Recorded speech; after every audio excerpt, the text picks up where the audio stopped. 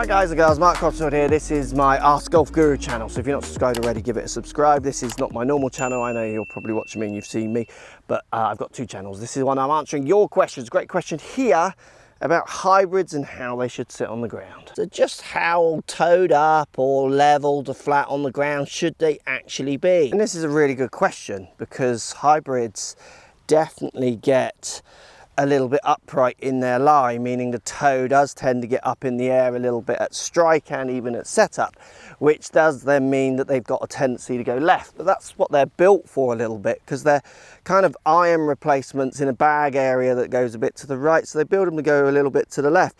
The only company who doesn't, or really starting to, is Ping. They've started flattening them out because more and more good players are starting to use hybrids.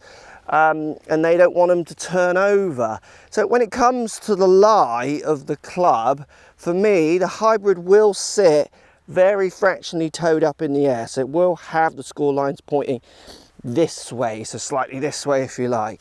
And then what happens when I hit the ball, everyone's handle tends to get a little higher and the club droops a little bit. And that'll put it more flat on the ground, slightly toed up to flat on the ground.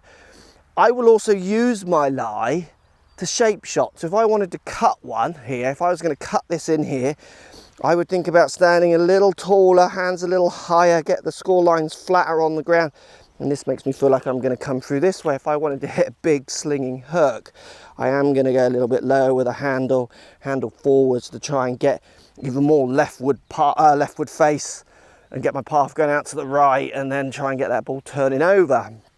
So I'm going to use lie, and you should be as well, to shape this way going more left, this way going straighter to a bit more right. So use lie to try and help you calm down your shapes.